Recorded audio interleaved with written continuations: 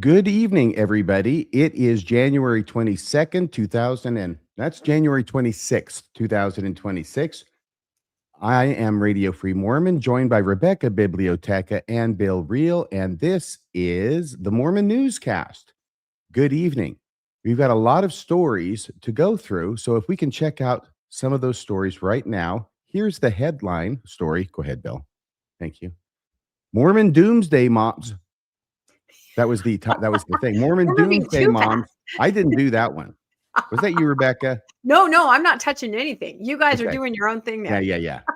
You don't need to have your hands to do that. I That's know. right. Get your hand Bill. out of the cookie jar. Mormon Doomsday Moms kidnap children found apparently in an orphanage in Croatia. That's late breaking news. The other stories are going to be as follows. New CSA, child sex abuse civil suit filed in California. LDS Temple in the original Dark Sky City. New painting of Joseph Smith unveiled. Injured LDS missionary finally comes home. LDS women blessed or suffering. Polygamy denier witch hunt. Michigan church shooter phoned in bomb threats. The latest on the word Mormon. And finally, former BYU baseball player released from jail. So let's start with that top story, shall we, Rebecca? Yep, let's get right into it. That is a lot of news. We're going to have to really speed through here. So I want to start out this breaking story with a little bit of an apology because this all started to go down after Thanksgiving weekend. And that was at the same time that all the way Christofferson stuff came out. I had many people email me about this story of a doomsday minded mom taking her kids to Europe and no one knew where they were. And I said, oh yeah, we'll get to that, and we just kind of put it off each week with some of this other stuff. So we have never covered the original story on the newscast. And I just kind of want to apologize to everybody and encourage you to continue sending us news that you find, because eventually we'll get our act together and be able to present it. So thank you guys This is the payoff. The trade-off is not having 6-hour long newscasts. This is true. There is a little bit of a payoff there. But we will quickly go over it. I'm sure most of you have been following it. The headlines, and this has made national news, of course, is mom allegedly abducted her 4 children and fled overseas as she feared end times were coming, the police say. And this is why there's a connection to Mormonism. She was raised in the LDS church. She lives in the Salt Lake area. And as we all know, end times rhetoric, stories about Salt Lake being destroyed, things like that. It's kind of baked in. We've all grown up with that. And more recently, we've got Chad Daybell, Lori Vallow, we've got Jody Hildebrandt, we've got Ruby Frankie. It's all just there. So this is another part of this, I think, which is really unfortunate. This mom went all visions of glory on her kids. Okay, that should have been the headline. I should have let you make my slides. So it says a Utah mother of 4 has been accused of abducting her children, allegedly because she feared end times. And again, this is all going back to when it was going down in December. She took off Thanksgiving weekend, and it took a while for the family to figure out, oh my gosh, what is happening? Because when you have shared custody, it takes a while to sort things out. So the picture there on the left are her adorable children, ages 11 to 3. So cute. And there's a picture of Alicia, that's her name. And she has quite the TikTok presence talking about these kind of end time things, which we'll talk about in a second. Alicia Ann Seymour, 35. She's been charged with 4 counts of custodial interference because she shares custody, right? She had the kids for an extended visit over Thanksgiving and decided to forge passports and leave the country, allegedly. Removing the child from the state after abducting the 4 children and fleeing to Europe. So again, another, brace yourselves. It's the end of days. She had quite the presence. I don't know if we all understood this while the story was unfolding in December, that she was a presence on social media warning about end times and that Salt Lake was going to be the hub. It was going to be destroyed. The court documents show that when police officers went to her house, and they went to the house because a child had not showed up to daycare, and also a babysitter had called the husband, you can see there on the top right, and said, I think the kids are gone, and after kind of sorting through, is this alarmist? They realized, oh my gosh, it really is happening. Now there are 2 fathers. The father on the right, he is the father of the 3 older children. There's another father of the youngest 3-year-old. So we're dealing with, 2 fathers who are extremely worried. So the police couldn't get a hold of the mother. It looks like November 29th is when she allegedly went to the airport and took them. So they instantly, set out missing advisory. And I think at this point is when we all started to kind of pick up on something was happening. So when they were investigating everything, the officers found a notebook in the mother's residence where she made a lot of doomsday kind of statements. And she also talked about how she was going to get burner phones, kind of detailed what she was going to do. You can see down there on the bottom, those are some of her TikToks, just one after the other, voice of warning kind of thing. Is this And all that's coming from her, do you know, or is she repeating the message of somebody else? That's what I'm not sure. And it's interesting because here she's saying, I had a dream of World War III. I watched a few clips, some of her TikToks, and, it seems to be regurgitated from the kinds of things that we heard from Lori Vallow, especially, and Jody Hildebrandt. The idea, I listened to an interview with her sister-in-law, her ex-husband's sister, and she had sort of fallen along with that COVID vaccine, chips embedded in people. They're going to turn into zombies when the end of the world strikes and everybody's going to start eating each other. So I'm sorry, but we hear zombie a lot, right? With Lori Vallow and Jody Hildebrandt and Ruby Franke, that people can turn, children can be evil. So there must be some kind of stream of this in the Salt Lake area. I'm not kidding. I think there is. Here's some footage from her at the airport as she was taking the kids. And again, she would have had to forge documents, which is, correct me if I'm wrong, RFM, like a felony, right? To forge a passport and take somebody out of the state. I think it is in a custody kind of a scenario. Yeah, it's a federal offense. A federal offense. I think that's what I meant. Yep. Thank you. We're so glad you're here to correct us. But yeah, so footage finally captured him. And can you even imagine how concerned these two fathers were and family members? I mean, they have no idea. Some of her TikToks said that the voice of God told her she'd be safe in Italy. They thought she was going to Italy. She did make a phone call to one of the fathers from France and say, I'm here, but she wasn't. She wasn't any of those places. So for the last month and a half. No God has ever told a woman she'd be safe in Italy. I feel like you're right. I was in Italy a couple months ago, and yeah, I know exactly what you mean. So that's all we knew. And I think, again, that the story kind of got lost because it was Christmas time and people just weren't focusing, oh, this crazy Utah, what's going on? But this is very serious and very concerning. So suddenly today is when I first heard about it. It's kind of been unfolding over the last couple of days. Breaking news, Utah children taken by Doomsday Mom are found and now in a Croatian orphanage. So I'll explain this to you because it's a little bit confusing. So what happened, I will tell you this story. It's extremely interesting. You can see a picture of the cute dad there and all the kids. So through her TikToks, Alicia connected with a woman who was like-minded, another doomsday kind of person who had fled the United States with her 13-year-old son and was living in Croatia. And this is where Alicia took her kids to stay with this other woman and her 13-year-old son. I don't know what the plan was, to hole up, to wait till the end of the world, but this is why she was in Croatia for the last month or so. So eventually, I think the hero in this story is perhaps this 13-year-old boy. His name is Cage, I believe. I heard on one of the social media posts that I was watching. He started wondering about these 4 kids that had shown up at his house, right? And this woman, like, what's going on? And so he Googled the names of some of the kids. Are you following me with this? Yes. Yeah. The one who was already there. The one who was already there. And this woman shows up with 4 kids, and here they are, and they're all living together, and they're in this house. And he Googles the name of one of the boys. And of course he found everything, right? There's an international manhunt, right? There's posts, there's pictures, there's articles. And at that point, he alerted his mother and said, did you know, I'm assuming, that these kids here are in our house, this is going on. The mother, I'm just, imagining, probably was like, oh, I did not know that. I did not know these kids were kidnapped. I did not know this was happening. The mother took everybody to the police station. The Doomsday Mom, the 4 kids, herself, and her son. Wow. Right? Isn't that interesting? I would think it would be something where you just are like, I don't want to get caught for, I don't want to be complicit in this, right? Because I did not know that the kids were here illegally. So at that point, the 2 mothers were arrested. And I'm wondering why the second mother would be arrested. Maybe just they are trying to sort out the situation. But because of that, all 5 children, the 13-year-old boy and the 4 children from Utah, are all in this, they're calling it an orphanage. I think maybe it's sort of like a I mean, it's not exactly like the foster care system, but it is an institutional home for kids that don't have adults to care for them. So I guess, yeah, an orphanage. I just described it, didn't I? But so fascinating. And a lot of this information I got from an interview I saw with the sister of the husband. So instantly, the husband, ex-husband, and the sister and the ex-husband's fiance, they rush off to Croatia, right?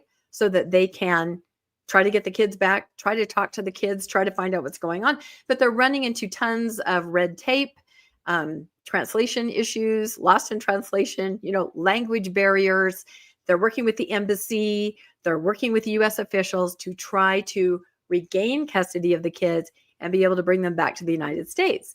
And these kids are in this orphanage, which is very different from what you would find in the United States. How did they put it? A different standard of care, which you can probably imagine.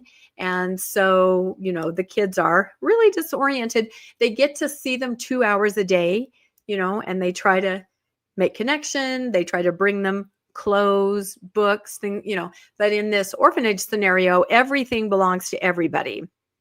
So even if they bring their kids clothes, the clothes are then worn by the other kids. It's just a very different scenario that the kids are, kind of having some struggle in. So they really want to get them out there as soon as possible as they're trying to sort this out. But the mother's in jail, the kids are in this holding place, and they're also really concerned about this 13-year-old boy because he's also in there. He expressed he just wants to go home, right? He wants to go back to America. But apparently his mother is his only relative they've been able to find. So they're trying to see if there's anything they can do for this 13-year-old. They do have a GoFundMe. If anybody's interested, you can just Google, kids kidnapped Croatia. And they talk about how now they're trying to raise funds to be able to stay there as long as they need to, because they're not leaving. They have an attorney. I'm hoping that they do. They said the U.S. officials have been really, really helpful, but there's such a language barrier and so many different rules. I hope they have an attorney. I thought I had read that they had retained one.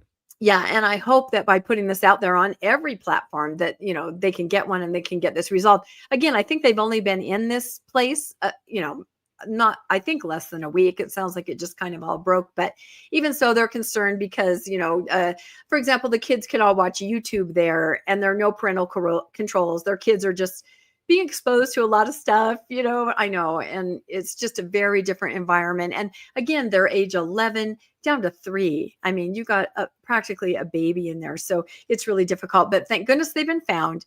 And moving forward, hopefully it'll all work out. We'll keep everybody posted. But if you're interested, their GoFundMe is right there. More details about trying to, figure out attorneys and flights and care and, all of that stuff. So any thoughts, you guys, on this? It's kind of a crazy story. And I really did mean to bring it up several newscasts ago, but I just haven't. But at least we're covering it all now with this latest development. Bill? Just glad that they've got found. Yeah. I'm glad it's a sort of a strange order of events that the kid notices the thing and says something from an outside country and that they're located. And this, I'm sure, will get worked out. It may take a minute, but I'm sure these kids will all end up back in the States. And good for this. I think heading towards a happy ending, at least in terms of getting back to the responsible parent who, or parents, 2 dads who don't have these sort of perspectives about the end of times. I know that's the concerning thing. Where does this end? We've seen so many stories like this doomsday point of view, and it's in the air. I just saw an article today in Daily LDS Living that said, preparing your heart for the second coming. I mean, we're reading about this. It's everywhere. So when somebody in the chat had asked, is the 13-year-old boy kidnapped? Not at all. His mom took him as she can. She has custody to another country because she's afraid of the end of the world. You have to do a lot of things that your parents want you to do when you're a kid. So no, and I'm not sure why she's arrested. It wouldn't be kidnapping, maybe just trying to sort it all out. But the 13-year-old is not kidnapped. He's just taken with his mom who has legal custody, and she's decided Croatia, end of world, save her son, from turning into a zombie. So interesting. All right. Well, thank you so much for that reporting, Rebecca. The next story has to do with that new child sex abuse case, civil case filed on Christmas Eve past, and it's against the Mormon Church, and it regards former Bishop John Goodrich's newly alleged victim. who is now an adult man. He was a boy at the time when he's made these allegations in the civil suit filed in California. Says the lawsuit, the church officials knew in 1999 of the alleged child sexual abuse. This is from Floodlit. Floodlit has learned of a newly filed federal lawsuit against the Mormon Church over allegations of CSA, as we just talked about. The lawsuit was filed in the Central District of California. It names the church and its Victorville, California stake as defendants. The plaintiff, the alleged victim here, is an adult male who alleges that in 1999, Goodrich sexually abused him on multiple occasions during church activities and on defendants' premises, including the Desert Knolls Ward and Mojave Narrows Ward in Apple Valley, California. The complaint alleges that in or about 1999, Bishop John Goodrich confessed to leaders within the church that he had engaged in an inappropriate sexual relationship with a 16-year-old girl. Despite this confession, defendants failed to report Goodrich to authorities, failed to take reasonable steps to protect other children, and instead turned a blind eye, thereby enabling Goodrich to continue abusing children, including the plaintiff. This is all alleged in the complaint itself. The lawsuit says Goodrich traveled with the victim on visits to California, which is why it's filed in California. Based on our research, Floodlit believes this John Goodrich is the same person currently facing criminal charges in Virginia for child sexual abuse. John Goodrich has never been convicted of a sex crime as of this point in time. His case was featured, and this is a connection I want to touch on. I'll do it kind of briefly, to something that had happened 2 years ago, which you may remember, and we reported on here. Goodrich's case was featured in a 2023 Associated Press report showing that the Mormon Church offered an abuse survivor $300,000 in exchange for promises not to sue the church, to keep the settlement secret, and to destroy audio recordings of meetings with Church Risk Management Director Paul Rytting, or Rytting, R-Y-T-T-I-N-G. Goodrich was bishop of the Mountain Home First Ward in the Mountain Home, Idaho stake from 1999 to approximately 2005. So I guess if he confessed to something happening in 1999, he must have waited a while. Or they just allowed him to continue being the bishop. Official church directories from 2002 to 2005 do not list any other bishops named John Goodrich. He seems to be the only one. As of January 2026, this month, Goodrich's Virginia criminal case is proceeding through pretrial motions. His Idaho dentistry license remains active. 2 prior criminal cases in Idaho ended without convictions. One ended when charges were dropped because a Mormon bishop was unable to testify because of the privilege. And the other resulted in a withheld judgment despite Goodrich's guilty plea. So here he is, John Earl Goodrich, born 1959, former Mormon bishop and dentist in Idaho. And then it repeats some of the information we've already gone over. This is his daughter. This is Chelsea Goodrich, whom you may remember. On December 3rd, 2023, this is 2 years ago, Associated Press reporters Mike Resendez and Jason Deeren published 2 stories related to this case. Key points. I'm going to go over these quickly, not because they're not important, but because they are old news, but the connection here is really significant, I think. The accused in this case, Goodrich, was a former LDS bishop who allegedly sexually abused his daughter, Chelsea Goodrich, when she was a girl. When the victim was 31 years old in March 2017, she told Paul Rytting, the Mormon Church's Risk Management Division director since about 2002, about her father's abuse. So it's 2017. She's now 31. She tells this risk management guy, Paul Rytting, about her father's abuse of her. Here is the AP story with that picture in it. Mormon Church protects itself from child sex abuse claims. This is 2 years ago.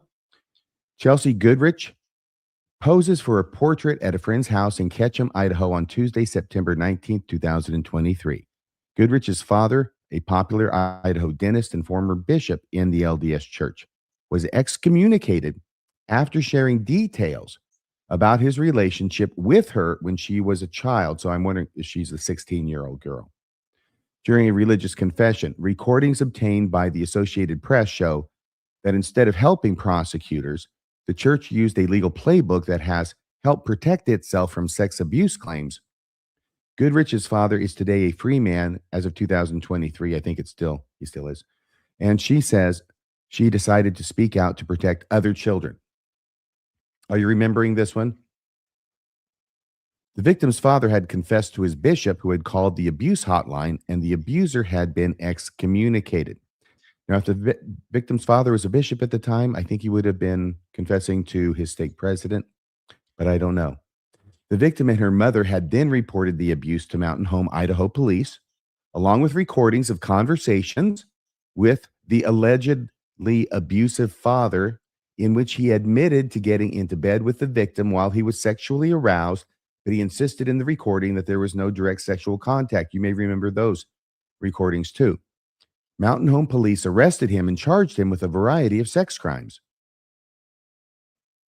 Ridding flew to Haley, Idaho from Salt Lake City to meet with the victim and her mother. They asked him if the LDS Church would allow the bishop to testify at the abuser's trial because, of course, he had confessed to him. I'm guessing he's not a bishop at the time he's confessing. Over a 4-month period, Ridding, this guy over here, conversed multiple times with the victim, her mother, and her advocate, who was a male LDS member. Ridding told them that under Idaho state law, the clergy penitent privilege prevented the bishop from testifying without the accused's consent. The AP has recordings of these conversations, which it received from the victim's advocate, and we've played those too in prior podcasts. Both of them are also available to listen to at the Floodlit website if you want to listen to those. During these recorded calls, Ridding said he could find out whether the alleged abuser had previously repented for his relationship with Chelsea by checking helpline records, which was really weird because this would seem to be a direct contradiction to his sworn testimony in another child sex abuse case against the LDS Church, in which he said that they don't keep any records at the helpline and they're destroyed at the end of every day, which you'd think would make it hard to go back and check them for anything. Prosecutors dropped the case because the bishop didn't testify. Ridding then offered the victim and her mother $300,000 on behalf of the church as an agent to not use the victim's story as the basis for a civil suit against the LDS Church and to keep the existence of the NDA secret. Chelsea and Lorraine signed the agreement. I guess Ridding didn't think to have the other guy in the room sign it. Remember the one who's being the victim advocate? The LDS Church told the Associated Press, quote, the confidentiality agreement with Chelsea and Lorraine did not preclude Chelsea from telling her story, and the abuse of a child or any other individual is inexcusable. As of December 3rd, 2023, Goodrich was a free man and a practicing dentist with access to children. Remember, this is from that earlier story. According to the Mormon Church, all information about child sexual abuse passed from church members to their bishops is confidential under the clergy penitent privilege, and all information passed from the helpline to church attorneys is confidential under the attorney-client privilege. It's a heck of a coincidence how it works out that way. Everything is privileged at every step of the way. Meanwhile, Ridding and other church officials have said in sworn testimony that the helpline either keeps no records or destroys all records at the end of each day. How many times have we heard that? May not be true. And that is the end of that story. Any thoughts from you, Rebecca, and then Belle? Well, it wouldn't be the newscast if there wasn't some kind of CSA story having to do with the LDS Church and somebody in leadership. Yeah, this is so. I think Bill predicted this. Yeah, no, I think so. Yeah, I think we are on, if I'm not mistaken, we had 3 the first week, 1 the second week, and 1 here. So I think we're up to 5 now. and we're not even out of January yet. And I'm not. Everybody knows that we did predictions. I don't know. I did, but we did a few. And Bill, this was Bill's prediction that there would be more child sex abuse cases against the church in 2026. Yeah, and I think what we'll find is there's going to be a lot more cases that come forward and are talked about in the news over the course of this year. It is something that is prevalent inside the LDS Church for the reasons that I think are easy to figure out. It just isn't the gold standard, and it may not be a very good standard at all. All right. Well, thank you very much. This next story, if I can add this to the stage, is that okay, Bill? Yeah, let's do that. Is this it? No, it's going to be right. Let's do this one here. Okay. Okay, so tonight we're looking again at the word Mormon. Once again, it's not just a nostalgic relic like Russell Nelson wanted it to be, but it is back in the cultural background. So we covered this story that's the shown on the right there from the Salt Lake Tribune. Nearly 8 years after President Russell M. Nelson told members, media, and the world to stop using the term, by the way, I noticed you used Mormon several times in your article, RFM, when it spelled out Church of Jesus Christ of Latter-day Saints, and I was chuckling and giggling in the background as you did so. I figure it's okay now. Yeah, it has to be, because they're fighting for it. So nearly 8 years after President Russell M. Nelson told members, media, and the world to stop using the term in favor of the Church of Jesus Christ of Latter-day Saints, the nickname stubbornly persists as the lingua franca around the faith. That persistence isn't just casual habit. It's the evidence of how deeply the term has been woven into both member identity and broader public discussion. Part of the story has been the church's ongoing effort to police its image, not just through style guides, but through legal pressure, those style guides for sure. Last December, attorneys representing the church contacted several critical podcasts, including us over here at Mormon Discussion and Mormon Stories as well, urging them to abandon trademark efforts or strip Mormon from their branding. For critics and former members, this move felt like an attempt to control not just language, but narrative space. But when we dig into the data, and this is the newest article here on the right, what search data reveals about the move to wipe out the forbidden M word? Ooh, Mormon. The Salt Lake Tribune did this article. This was on January 25th, so just yesterday. But when we dig into the data on how people actually talk about the faith online, we see different kinds of disconnect. Researcher Jana Reese looked at decades of Google Trends data to test whether Nelson's push shifted search behavior. In other words, if President Nelson emphasizes to the saints, to the general public, this word is off limits, then we should be able to go into the data and see that at least on some level, the world and church members perhaps have pulled back from its use. And interestingly, that's not exactly what we find. So the result was striking. Searches for Mormons still far outnumber those for Latter-day Saint by more than 2 to 1. And spikes in interest often track pop culture touch points rather than institutional branding campaigns. That tells us something. Constraints from the top are not automatically translating into the vocabulary and usage changes the church seems to want in broader world and among critics. In other words, nobody really listened. And yes, you get the members who from time to time say, ooh, we don't use that word. Naughty, naughty you, and then slap your hand. The reality is that when people are talking about the church outside of church itself, they're still using the word Mormon. There's a cultural logic to that. Mormon isn't just a label. It's tied to the Book of Mormon, tied to the Pioneer Era, and the I Am a Mormon campaign, which strangely enough is a campaign that originated with the church itself in the 2010s and decades, of course, of political and media exposure. Yeah, God was just speaking as a man then. Yeah, well, that prophet's dead, so he's not worth much more than a collector comic book or a vintage car. And in one word, that word Mormon conveys the religious systems that stem from Joseph Smith and the larger culture of those connected to them. In other words, it's just easy to say Mormon. And for people to know what you mean, and for you to speak about whether it's the LDS Church or other religions that stem out from Joseph Smith, or to just speak about this culture at large. And so that happens. For many former and current members, that word carries stories, identity, and community. And for outside observers, including journalists, scholars, casual searchers, it's simply the easiest shorthand. Efforts to replace a nearly 2-century-old term with a 9-word title are unprecedented in religious branding. Never before have we been asked to go from a 1-word synopsis of a thing to a 9-word lengthy naming of it. I know, it's not a name, it's a paragraph. Yeah, and language habits don't bend easily to edicts. So, lastly, the tension we're seeing now is between institutional desire and lived linguistic reality is more than a branding quarrel. It touches on authority, belonging, history, and the power of narrative. In the end, what people call themselves and what they call others matters because language shapes perception. Mormon may be forbidden in official statements, but for now, it is still very much alive in searches, speech, and the cultural imagination.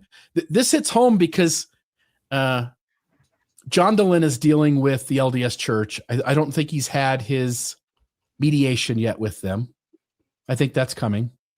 We are still in a process with the LDS Church. I'll leave it at that, by the way. I don't want to say any more than that, but we'll leave it. We're in the middle of a process with them. I know that Mormon News Roundup is dealing with some things over there with them. It seems like the church, on one hand, wanted to get rid of the use of the word Mormon so that people wouldn't connect the dots on looking for things Mormon and finding all the criticisms and tie that to the LDS Church. But on the other hand, this church still wants that word. And me wonders why they want to have it both ways. Any thoughts from you guys? I think that they never saw the pop culture tidal wave of things to do with all things LDS and Mormon that was going to happen in the last 4 years. And I'm talking about, negative news like Lori Vallow, Chad Daybell. How do you do a story on them without saying, Mormon or Lori Vallow, or Jody Hildebrandt, Ruby Frankie? How do you not say Mormon?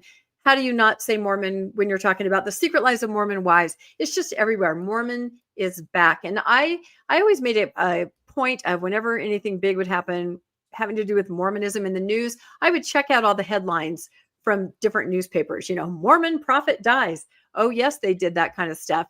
You could see that. I would always kind of collect them. So they may say Church of Jesus Christ in their paragraph, but then they'll go forward and say, Mormon, or the headline will be Mormon, because that is how you instantly connect with your viewer, your reader. We're talking about Mormons. Everybody knows what that is. There's no way around that. So I think it's coming back. I think it's coming back big time. And I don't even think it really went away, except for maybe, I don't know if you guys have relatives like I do, or friends who say, it's not that, it's the Church of Jesus Christ. I mean, I can't even tell you how many times somebody has said that to me, but I don't know if, in the wider world, they do that. Somebody said brevity is the soul of wit, but I'm surprised and shocked even to have in my hands here something that is actually worth more than everything that Russell M. Nelson ever said. And the weird thing is that I'm not making that up. This is what we learned in General Conference.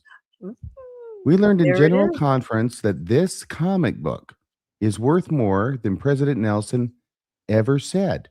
It has more value. This is a number 100 of the Avengers, by the way. I looked it up. It might be worth something. But anyway, that's all I had to say about that. So going now to the next story, which is, I think it's me again. Oh, yeah, it's about these. Okay, we'll fight over this one. Michigan church gunman called 911 with bomb threats to local churches minutes before the attack. 4 people killed, 8 others injured in that September attack by Sasha Pezenik, January 19th, 2026. Gunman Thomas Jacob Sanford made his own call to emergency dispatchers minutes before he drove to a Michigan church in September, rammed his truck into the chapel, opened fire, and set the building ablaze, according to newly released records. The documents, released first to ABC News by Grand Blanc Township Police, offer new details about the moments leading up to the shooting and reveal harrowing eyewitness accounts of the chaotic scene inside.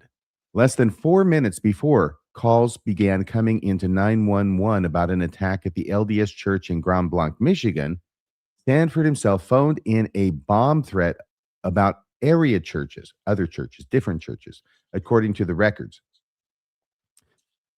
This 911 bomb threat call came in at 10:21:50 and was identified from past calls as belonging to Thomas Jacob Sanford. Yes, identified from past calls as belonging to Thomas Jacob Sanford, according to one of the police reports. The report noted that the GPS location of where the 911 bomb threat call originated from was less than a mile from the church that Sanford would soon attack.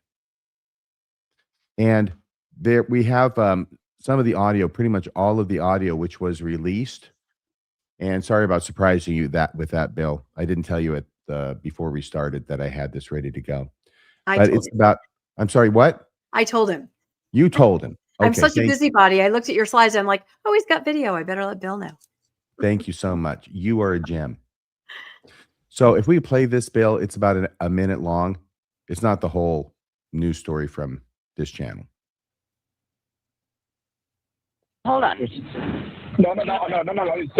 to me. Listen. I'm going to talk. No, you're going to listen. I'm going to hang out the phone. New audio obtained by Local 4 reveals Thomas Sanford made his own 911 call just minutes before driving a truck into the Church of Jesus Christ of Latter-day Saints in Grand Blanc Township last September. Genesee County 911. Hey, I want to report it was a bomb in the Mormon Temple in Birmingham. And there's also a bomb in the River Church at Atlas. The call lasted less than 2 minutes. During it, Sanford rambles off bomb threats at 3 places of worship, including a Catholic church in Grand Blanc, a church in Goodrich, and a Mormon temple in Birmingham. But never once did he mention the church he eventually attacked. The Mormon Temple in Birmingham. Birmingham Mormon Temple is very important, okay? That's very important, that one there, okay? Birmingham, the Mormon Temple. The Mormon Temple. Where's Birmingham? Birmingham, Michigan. When the dispatcher asked for his name, Sanford hung up. The river. So there is that story, that additional information about this gunman trying to get police to go somewhere else while he attacked the church. Your thoughts, Bill, and then Rebecca. Yeah, it's not said by the news. We've all said it. It's obvious that this call was meant to distract law enforcement, send them in various places, keep them at a distance from the church that he drove into.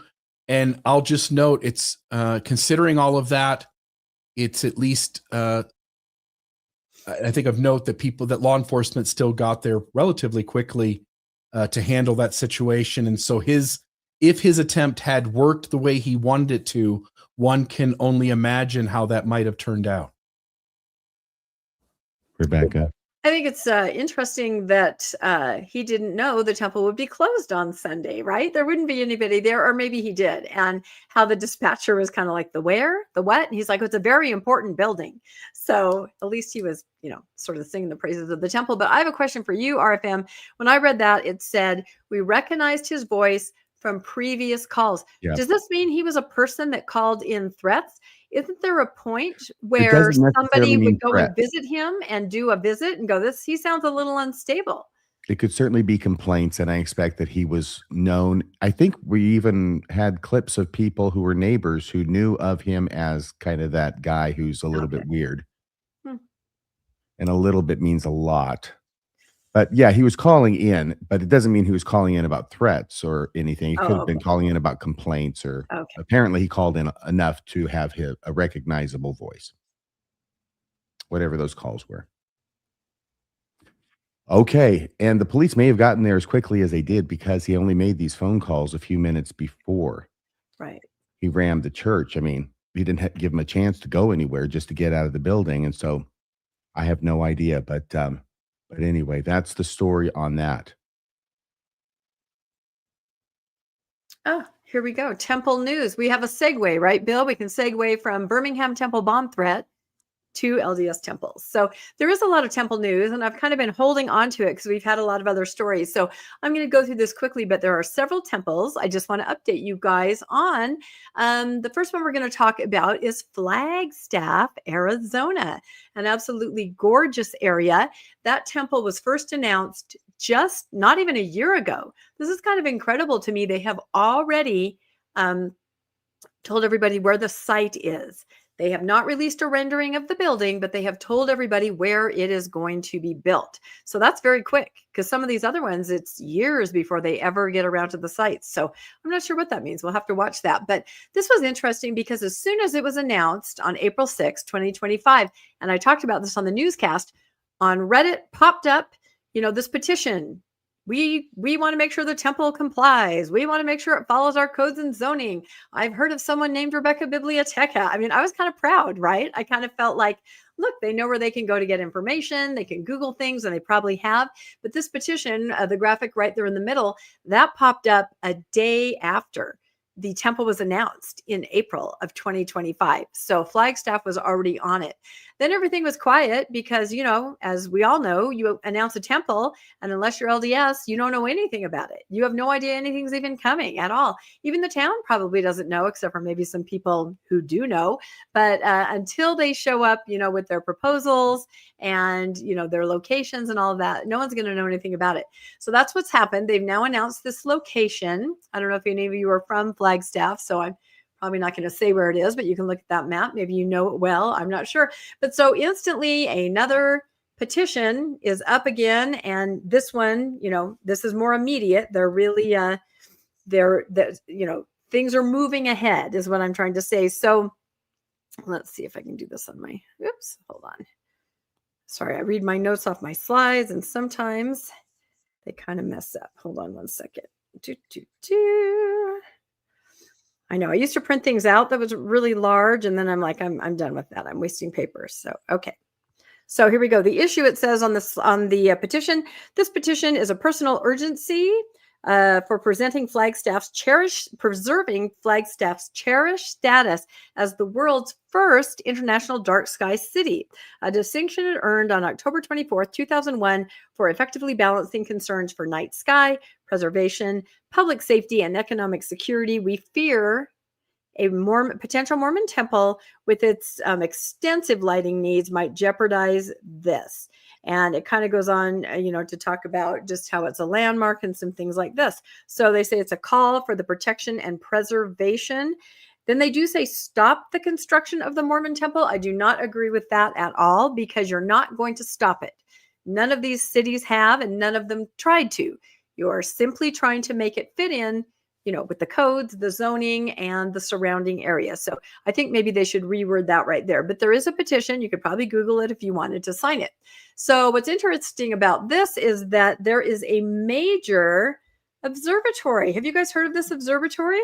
There's an incredible observatory there. The Lowell Observatory. It's a historic astronomical research institution founded in 1894, and it is famous for discovering Pluto. I know, don't get me started. To me, Pluto will always be a planet. I refuse to acknowledge that it's been deregulated. But this is one of the reasons that this town received their dark sky status, and it's the first city to have that. So, I mean, you have to be so sensitive to light. If there's an observatory, and there's actually 2 observatories there in the area. So I just think, and here's another little blurb about it being the world's first international dark sky city. I mean, do you think the church knew that when they announced the temple there? I mean, it takes a lot of what to go and try to build something that's going to be jacked to Jesus with light in this kind of a dark sky city with such a prestigious observatory. And also 2025 Is it okay last to year. reflect? Is it okay to reflect for just a second on the question of why it is that the Mormon Yes. Church has to light all their temples up so bright that they can be seen from outer space? I mean, what is up with that? Yep, it's a beacon. It's wanting to be seen. It's so you see nothing else. That's the only reason. See only me. See only me. That's right. And in fact, in 2025, they got the Dark Sky Place of the Year award. I mean, yeah, I know, but that doesn't matter at all, because that was the same year that the LDS Church said, oh, we'll see about that. Now, I think Flagstaff is not like Heber. In Heber, they were also a dark sky city. They had been for 20 years, and the county commission overturned it overnight. No more dark sky. Go ahead and build whatever you want. I think Flagstaff is going to be different. I hope and I think that their codes and zonings and lighting ordinances are already strictly in place. This is what I'm hoping. And it says the city code compliance section is tasked with implementing dark sky regulations around the city. The team regularly reviews outdoor lighting permit applications, conducts inspections, investigates complaints, and enforces compliance when necessary. I feel like this is going to be a really interesting, little thing here where they kind of go head to head. The church is going to go head to head with this city that is hell bent on saving and protecting its dark skies. We will see if its codes and zoning and ordinances are up to it, and if our LUPA is going to be something that can supersede all that. I certainly hope not. You know what I would do if I were doing the do? design for this temple, if I were in charge? I would make it like the Lowell Observatory. That's the model I would use for it. Yeah, well, look at this. Tucson is a similar scenario, and their codes were so strict that the church had no choice. They built this gorgeous, I think this is beautiful, blue dome that fits in with the landscape. And look how it's lit at night. It looks like a Walmart. I mean, the lighting is very low scale. The tower, the dome is not really lit up. There's no reason they can't do this in Flagstaff or any of these other places. I approve of this temple if it matters, but we'll see. It's an interesting scenario because they're already up in arms and they know what they have to protect. So we'll see what happens going forward. Any quick thoughts on that before I move to the next one? That dome is actually attractive. I'm surprised to see it on a temple. I know. That's what I'm saying. That blue color. It was something that they insisted that they have. So yeah, if you want to see how a city does it, go look up Tucson and everything that happened while they were building the temple there. Very interesting. Any thoughts by you, Bill? Yeah, I think it is so much easier of an Arlupa argument for the church to go, Jesus Christ is the light of the world. And it's our faith that we've always been teaching this, that are the light of Christ emanates through the world. The church wants to light up the skies like no one's ever lit up the skies before. I think if they can beat Arlupa with a tall steeple, then they could kick Arlupa's rear end with lights as big as they want them. Wow. I think there may be method in the madness. Perhaps why Jesus has delayed a second coming so long isn't intentional. It's because he can't find Earth again to get here. So he's sort of lost in space. Apologies to Irwin Allen. Looking around. We're sending out the beams so that he can triangulate and show up. That's a possibility. It's interesting to note in Utah, there really are no codes or ordinances that say don't light it up, jack it to Jesus. The temples here are so bright, so incredibly bright. I mean, it's horrifying actually how bright they are. And don't even get me started on wildlife and birds. I feel very strongly about this, even before I became a temple buster. I really do. I believe it. In fact, I looked at something called what is it called in Flagstaff? Dark Sky City, whatever it's called. It's the Dark Skies official Dark Sky City. Yep. That sounds great. That sounds so cool. Yep. So I would like to go visit so I could see the skies, the stars. Wouldn't you? Yeah, exactly. You can't see them here in Utah. There's too much light pollution. Anyway, the next temple that we're going to talk about is Colorado Springs, right? This was announced in October of 2023. Things have been moving along nicely. They are up to their final vote of the city council on the 10th of February. All right. Now, I've been kind of following it. I haven't seen much from any kind of resident group that's trying to do anything, although I know that one exists. And it's interesting because they had a city council meeting back on December 10th. And I decided this morning while I was on my commuter train, I better go review that and let's see exactly what happened. I started listening to it and nobody stood up to speak for any residents that might have an issue with the temple. Okay, that's great. Maybe they don't. But everybody stood up to talk for the temple. And I was actually having just kind of a reaction to it. It's where heaven and earth meet. It draws our eyes upward. It's an integral part of our religion. All those phrases that we've heard for the last 3 years in Lone Peak or Lone Mountain, in Fairview, they're still using them. They were using them at the city council meeting. I had to turn it off. I just almost didn't have the stomach for it anymore to hear that. So I know it's terrible. The article about Colorado Springs says the proposal has sparked controversy among the residents, with some expressing support and others voicing opposition. One community member said it's not too overbearing. It's not too big. It's just right. Another, it sounds like the Three Bears. That wasn't a Mormon at all, I'm sure. Yeah, no, we'll get to that. Another one said the idea that there's a huge building with lights on isn't very attractive to the community. And it's almost like we have heard this, we have deja vu. We have read these articles over and over. Every community has the same reaction. They say the same thing. Now, there is a lawsuit. Mike Kuhn, an attorney representing neighbors appealing the project, emphasized that the primary concerns are related to the, I bet you guys can say this with your eyes closed, the illumination and the height of the spire, right? And he also wants to make clear that, I bet you could recite this with your eyes closed, we have no objection to the temple being there. We think it's a great idea. Our primary objection concerns the height of the spire. It is the same thing everywhere. Why are they doing this?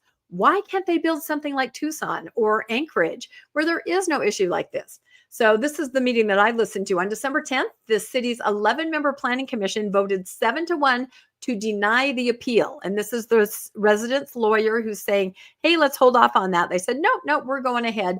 But they did say, we're going to revisit the height and the light because it exceeds the city code's limits. And this is what they're going to be talking about on February 10th. So it's the same old story. Here's where, to me, it got rather interesting. In the article, Wayne Williams, a former Colorado City Council member who helped write the city's code regarding such constructions, believes that the project should have been approved months ago. He stated, when we adopted these provisions to allow spires to be higher, we had no intention for the screening of spires. That would be nonsensical. Williams argues that the spire serves a spiritual purpose and should be exempt from such requirements. He's no Mormon. Yes, he has a very unique perspective for somebody who graduated from BYU, because I looked it up. Yeah, exactly.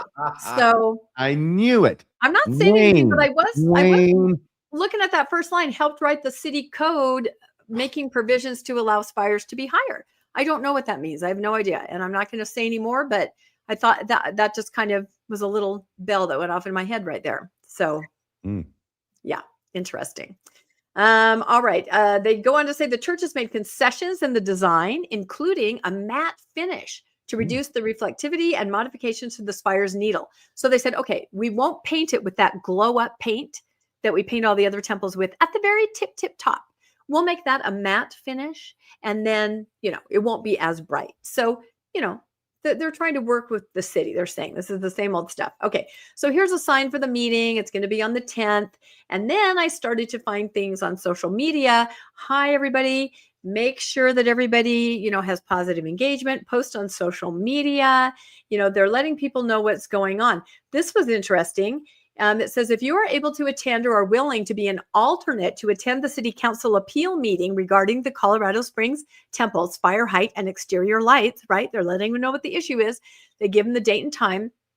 Please let me know. This is the Relief Society. This went out on some kind of app that goes out to everybody in every stake. We have been asked to provide at least 3 people per ward. So I checked with some people that know there's 10 stakes, maybe 50 wards, 3 people. You do that math. And we have already 2 brothers already in this particular ward. So, of course, this is AI. I made this up. Remember how they wear the same color shirts? I'm waiting for that announcement next. Maybe they'll all show up. But again, this shows you how they mobilize. It shows you how they've told everybody that each ward has to provide 3 people. Then, of course, there's this long letter. I'm not even going to read it because you guys have all seen this letter before. Fast and pray that hearts will be softened, right? Fast and pray for the temple. Here's the email address of the city. Please email this email address, and we will print off the letters and hand them in a big stack to the city very dramatically.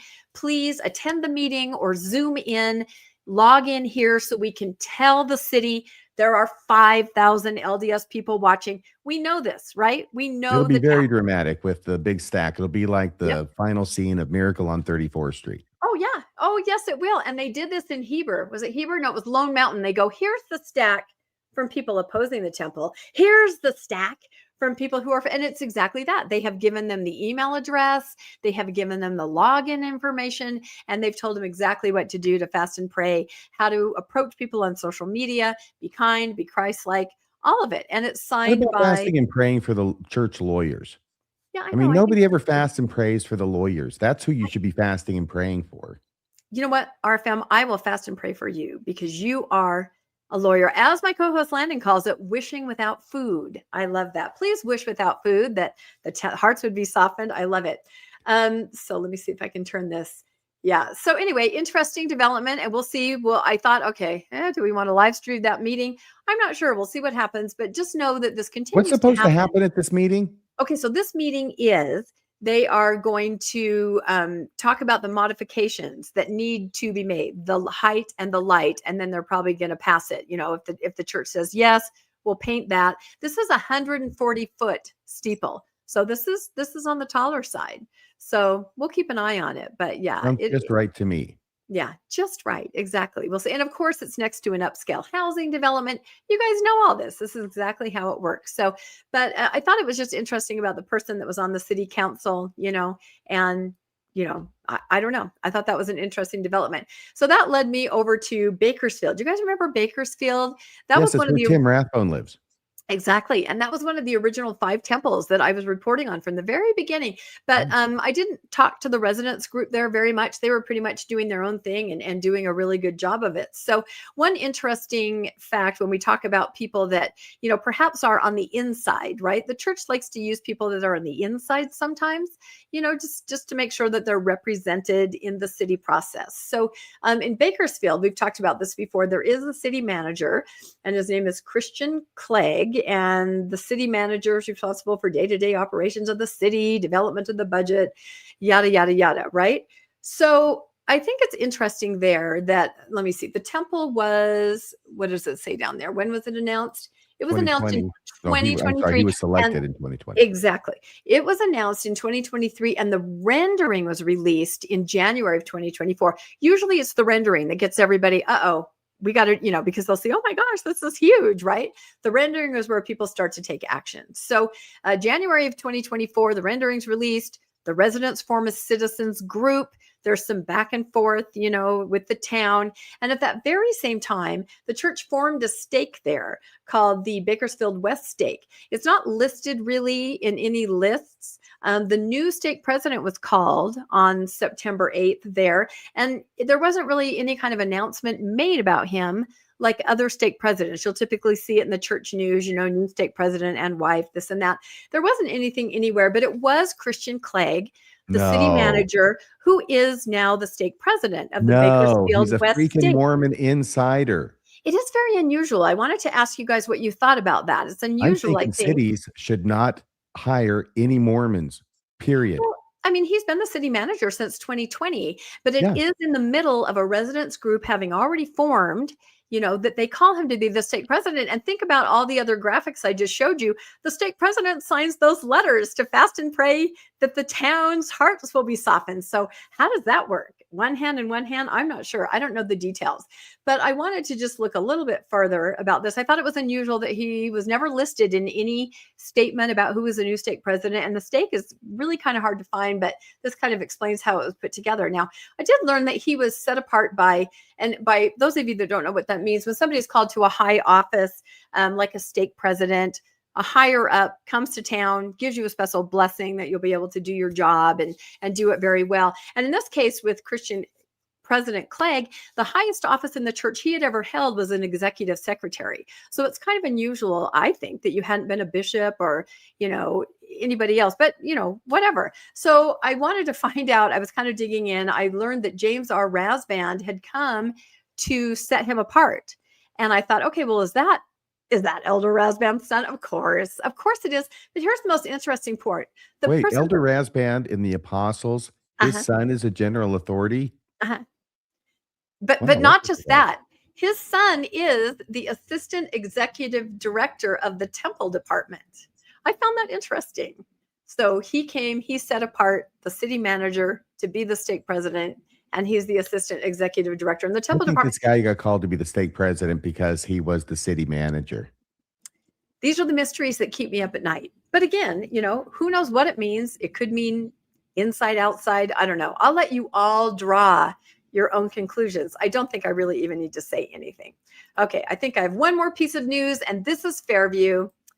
good old Fairview, who we've been following since the very beginning. If you remember, the plaintiffs, the residents, had one more chance to appeal that weird boundary issue in the voting and the supermajority. They chose not to appeal.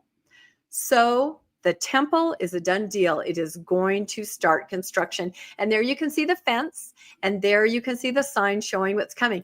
But I just wanted to show everybody what I feel we all accomplished, right?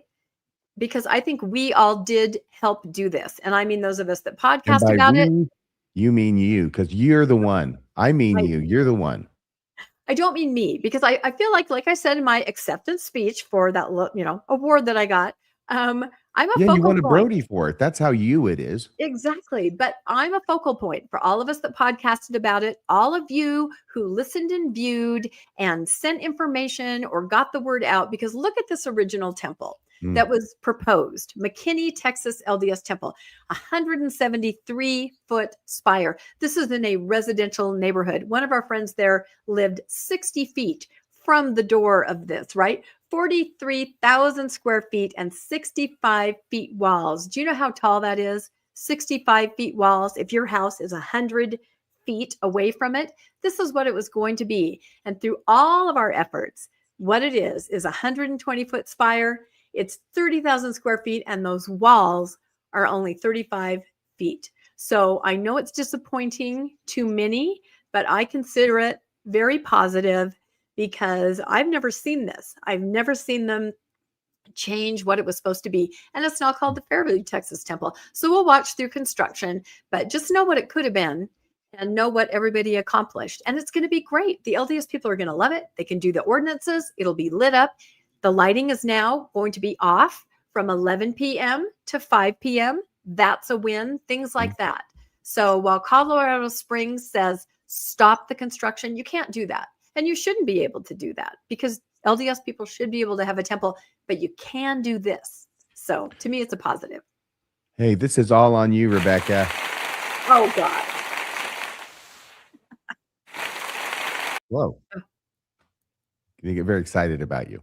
All right. So I think congratulations, because I know the way you always deflect attention from yourself, but you won 2 Brodies for this, actually. So I want to just say, on behalf of everybody, thank you to you for keeping these guys as honest as they know how to be.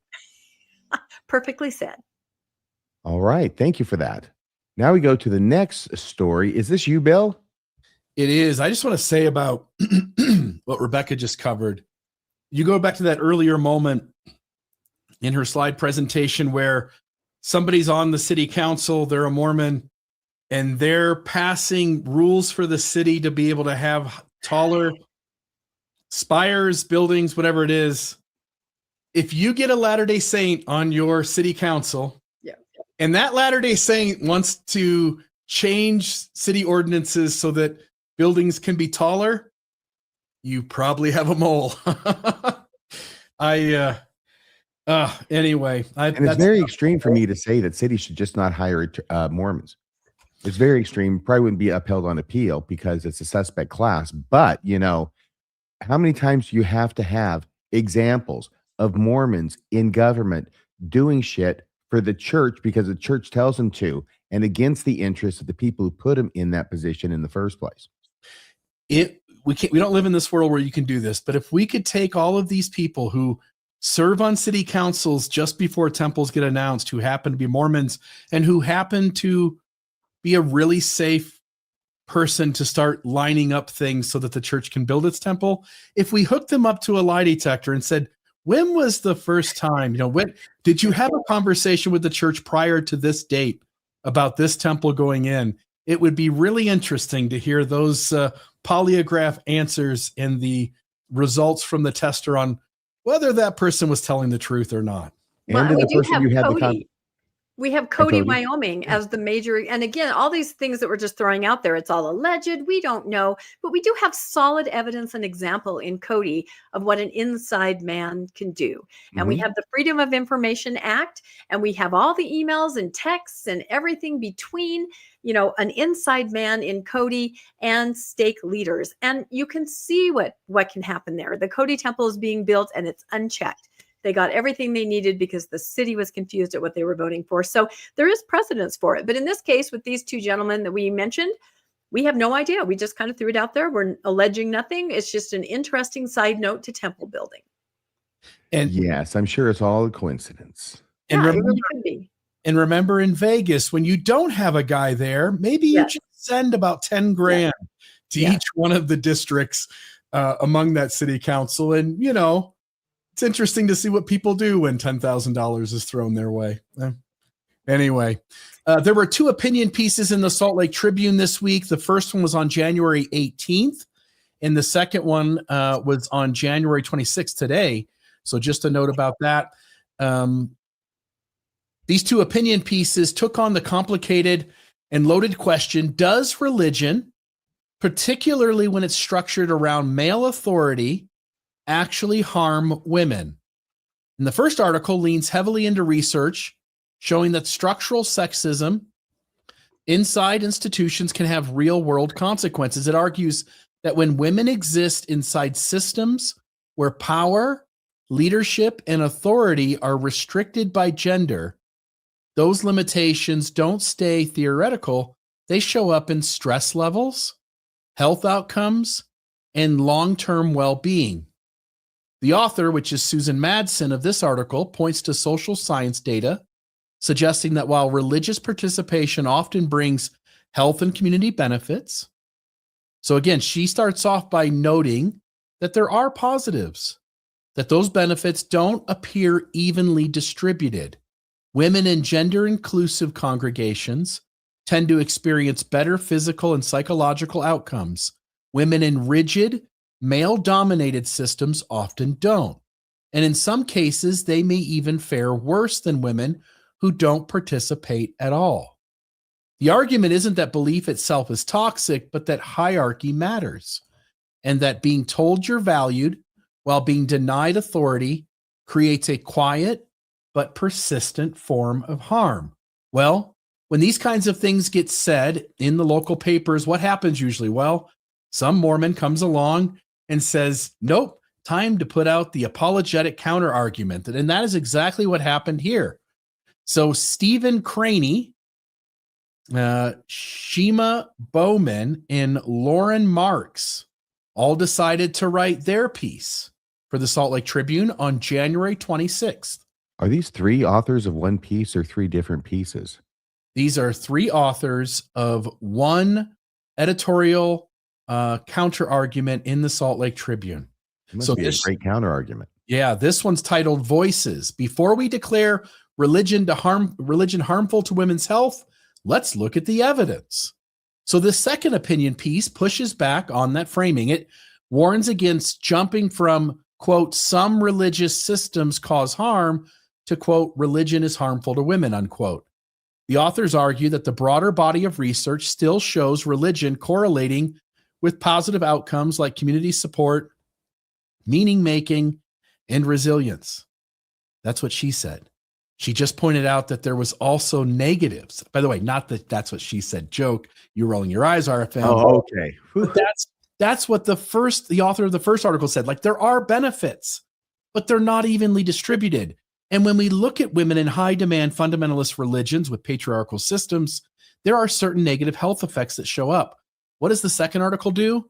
These folks go, yeah, but remember those positive benefits.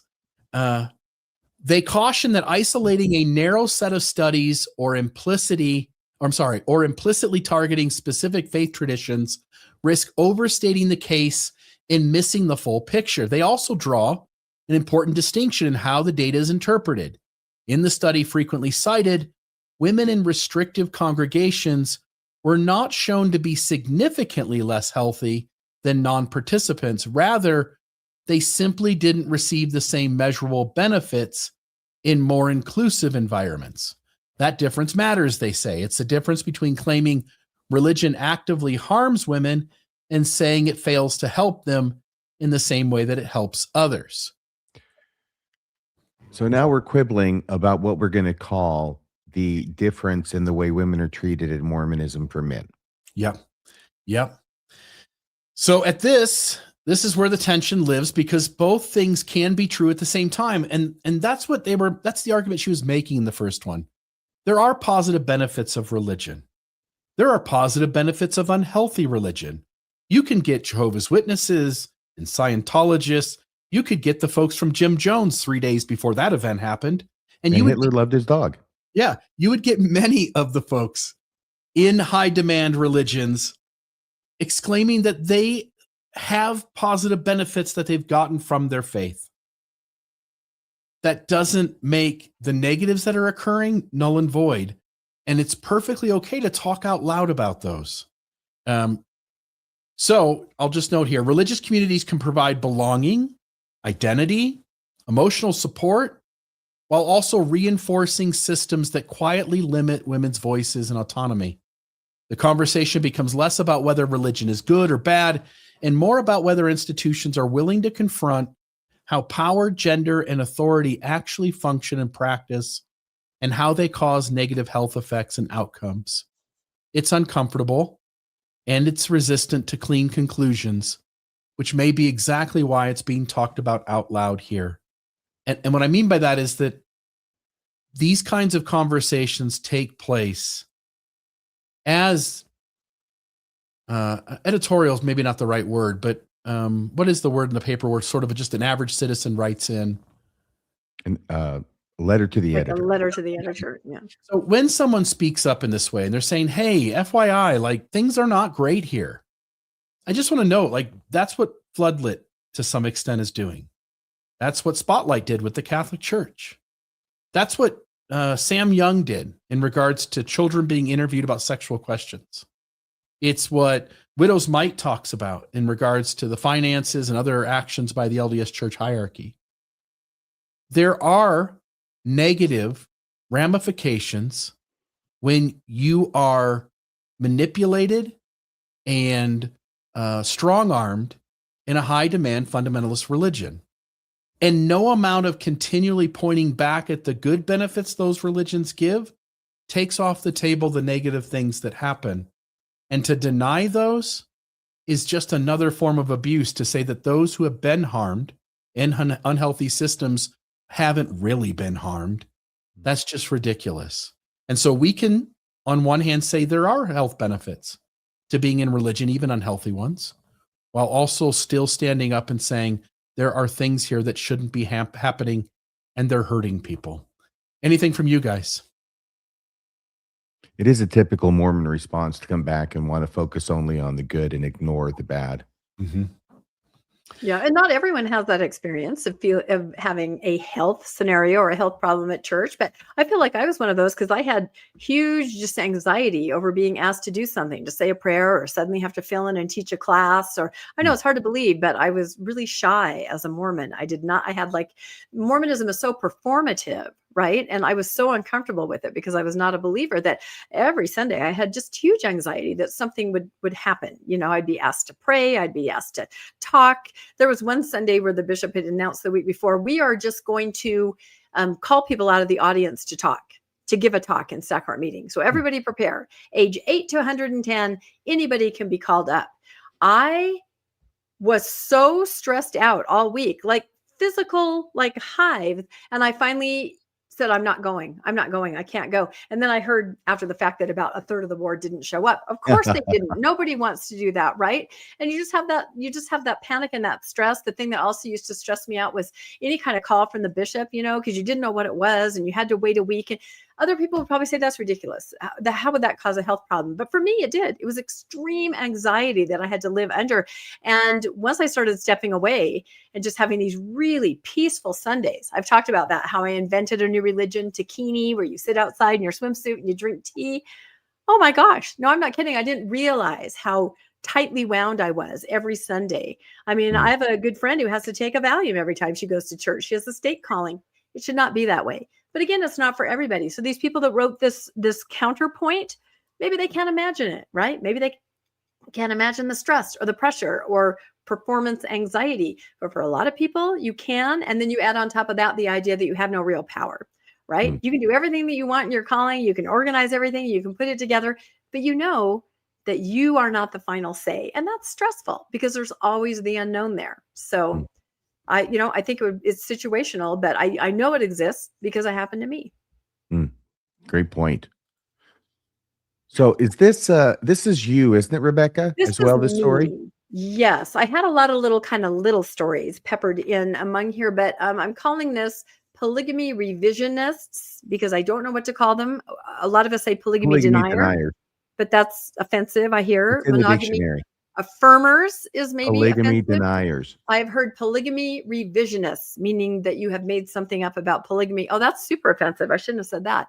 Anyway, so I'm calling it the polygamy revisionist witch hunt. And we all Well, at remember least Michelle. witches isn't offensive. That's right. Michelle Stone, a year ago, we reported widely on this, was called into the stake president and told to take all of her content down. And she did. It was pretty amazing. She's still a voice. She's still part of her, organization or magazine, but she took her content down, and it was a lot of stuff.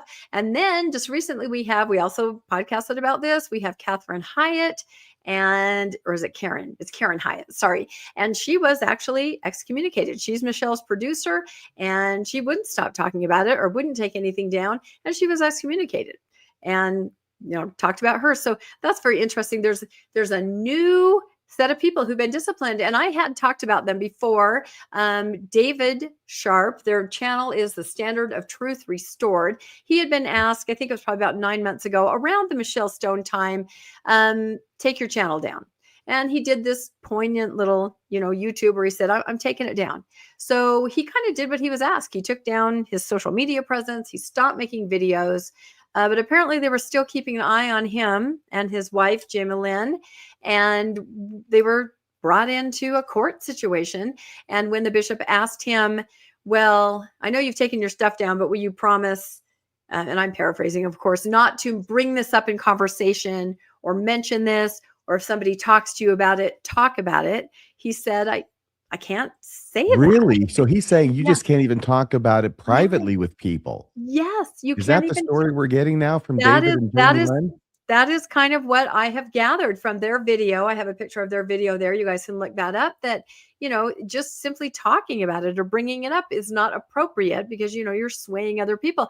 Now, his wife was only disfellowshipped. He was excommunicated, although they made it very clear in their video that they are of one heart and mind on this. In fact, she said she's even more has strong feels about it, but she thinks maybe because she's a woman, she appeared to be a little softer.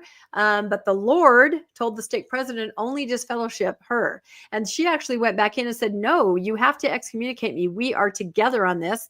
And he said, nope, the Lord has answered that you are only to be disfellowshipped. If she had hauled off and kicked him right in the nuts, I think he would have excommunicated her. Maybe, but she also said that she was speaking at the polygamy conference that, that is coming up, I think, in March, and she's on a panel, and he still didn't. So they're confused about that, but they assure everybody they're still united, although one was excommunicated and one was disfellowship. Now, Steve Pinecker, he interviewed them, of course, because he reaches like tentacles everywhere in the restoration, right? And the reason I put this up, it's a nice little blurb here. You guys can check out this episode. It says, David believes he was excommunicated because of his personal belief that Joseph Smith did not initiate or practice polygamy. Lynn was disfellowshipped for holding the same viewpoint. But here's the interesting part. It said, the Sharps also discuss how listening to and studying the works of Jacob Hansen, Greg Manson, Hannah Stoddard, some other Karen Hyatt, but isn't that interesting? They are the ones that led them down this path. So I don't know. I don't know what I've seen in Jacob Hansen or Greg Manson's work to start someone on this path, but there it is. This is what they're saying, according to what Steve wrote. I know. Isn't that interesting? So my question to you, and I always ask this is why I watch out for these polygamy deniers and their excommunications, is why is this what the church is doing? Why are they going after these people when we have examples? I mean, Lori Vallow is still not excommunicated as far as we know. Neither is Ruby Franke or Jody Hildebrandt. We did finally find out that Chad Daybell finally was. There are many other people that are, in jail, in trouble with the law, CSA, excommunicated, reinstated right away, Wade Christofferson.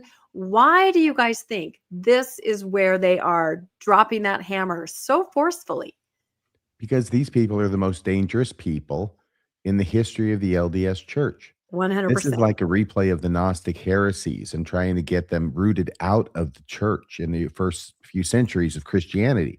The problem is that I'm Radio Free Mormon. They know who I am. We're practically on a first name basis. Bill Reel's Bill Reel. You're you. But these people, by these people, I mean these polygamy denying people, unless they're poking their head out of the ground like little gophers to get them chopped off, which is very helpful, they look like everybody else. They look like all the other Mormons. Yep. And they are infested with these people, and they're going to the church meetings and they're talking to other people. Hence, they wanted this additional condition. They're talking to other people and they're getting them to buy off on it. So they have to do something to try and extirpate these people out of the church. And I am surprised that, not that they're excommunicated. I'm surprised that so few have been excommunicated so far. I think many more will follow. The thing I'm surprised about is that it has not even been addressed directly or at all in General Conference. Now, they put some things out, if you remember, that we podcasted about some writings and some gospel topic essays where they talk about polygamy, but in the polygamy cartoon, but they have not come out over the pulpit. And I just wonder if at some point there will be a question that's part of the Temple Recommend interview where you must affirm that you believe he practiced polygamy and do not believe that he was monogamous. Wouldn't that be like an upside down world? Yes, yes. Was it you who spelled Joseph and Joseph Smith, or was that Steve? That's Steve's. What do you mean? At the bottom? Yeah, he wrote all that. Okay. Oh, Joseph. Yes, that's how it's spelled in Hebrew, I think.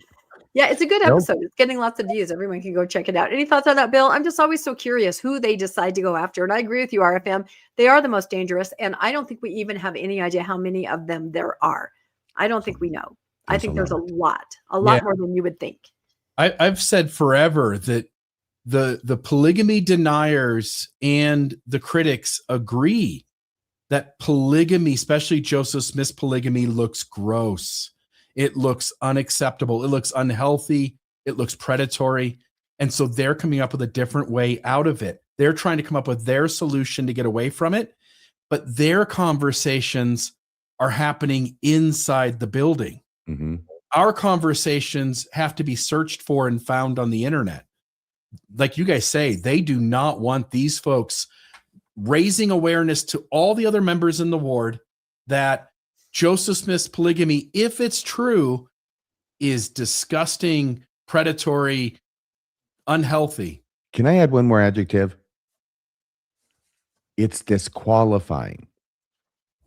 Yeah. And I think that's the key point. They believe that if Joseph Smith practiced polygamy, it is disqualifying. He cannot be a prophet and have done that. And so, yeah, go ahead, Rebecca. I was going to say, I'm looking at Landon's comment in the chat over here. You must confirm Joseph lied to get a temple recommend, because by affirming his polygamy and saying, I know that he did, you also know through all of his writings and things that he lied about it. So that sets you up for huge cognitive dissonance.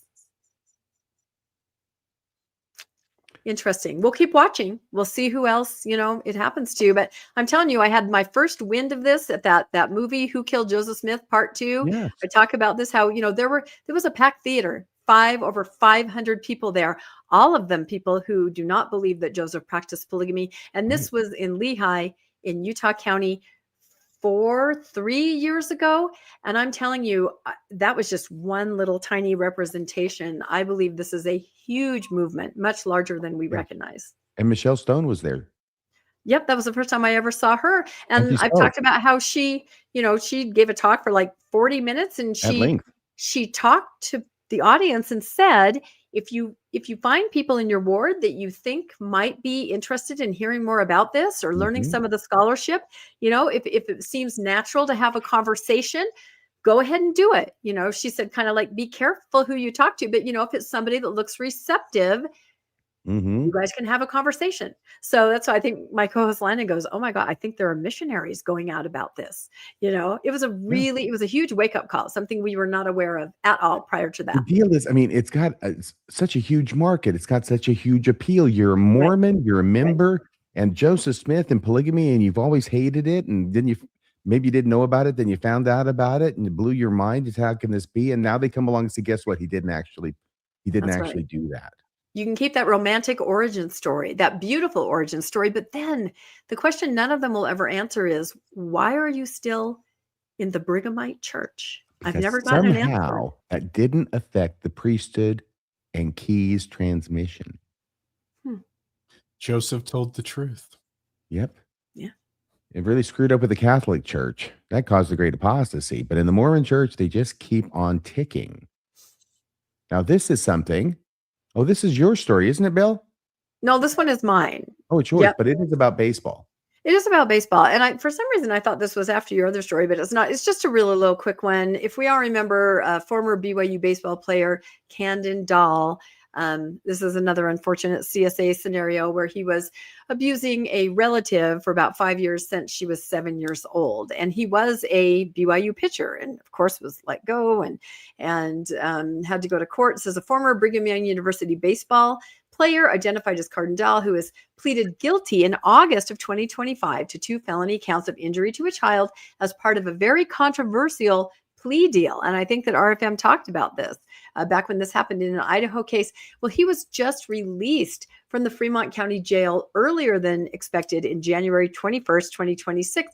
And everybody was, number one, already upset that he would never have to register as a sex offender and that he only got, I think, 180 days. And here he is being released. People are confused and upset. On top of that, it says he had been sentenced to 180 days in jail, in addition to 8 years of probation as part of the plea agreement. The original release date was expected to be on Valentine's Day. Oh, how nice.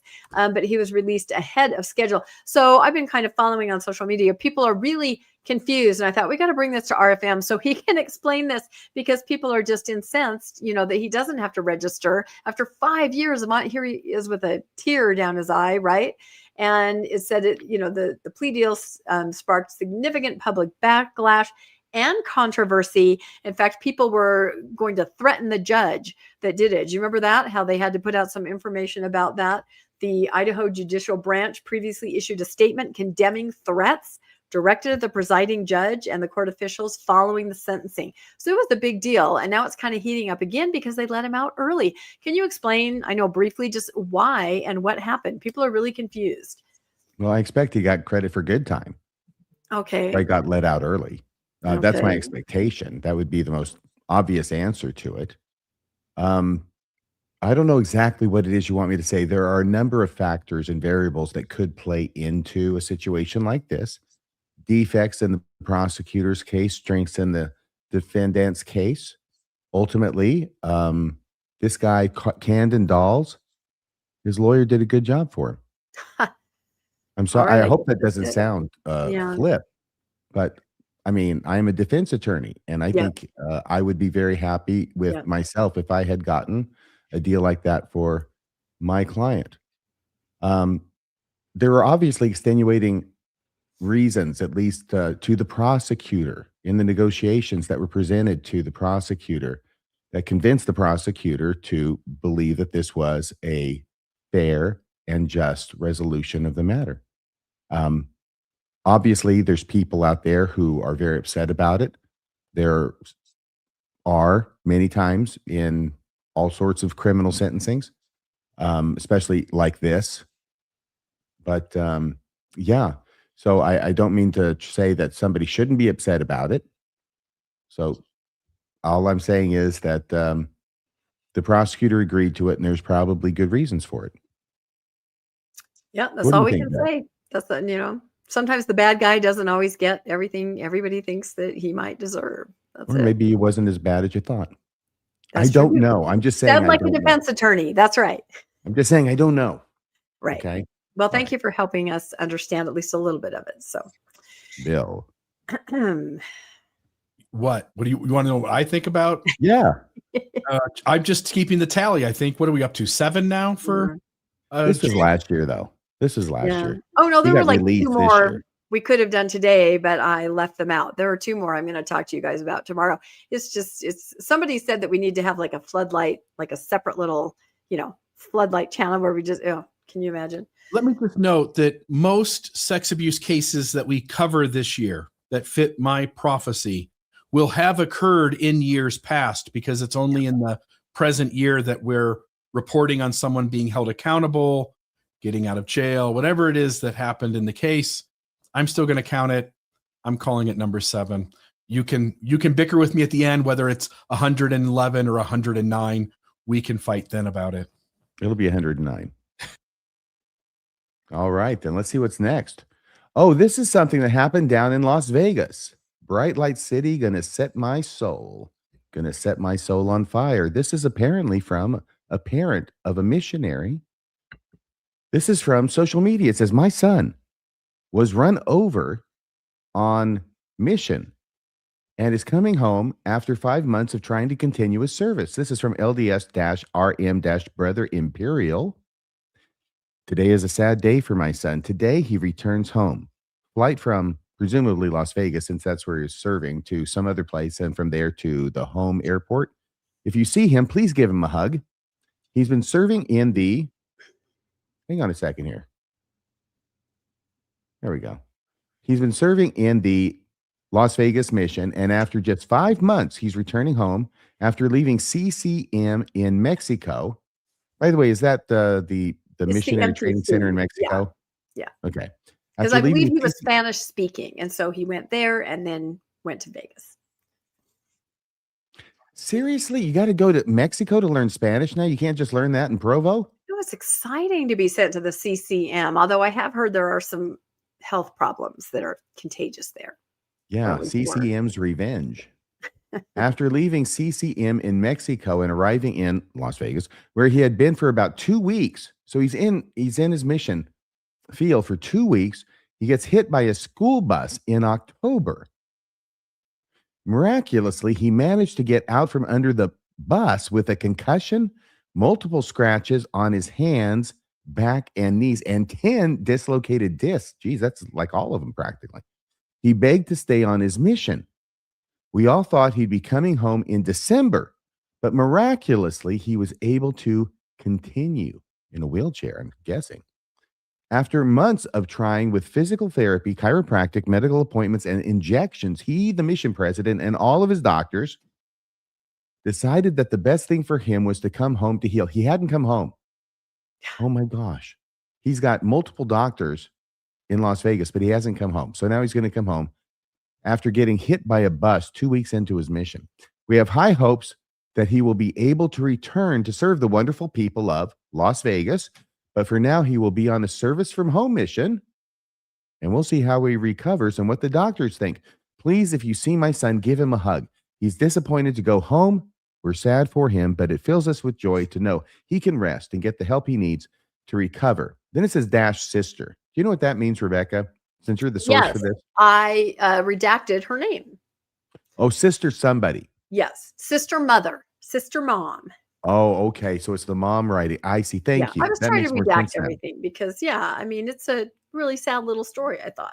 So this was put up here. This is also with the story. So here's a picture of the young man with the Book of Mormon, top right, him with his parents, apparently. And down here is a nice little poster, which may have been made by one of his brothers or sisters. It says, even heroes need rest.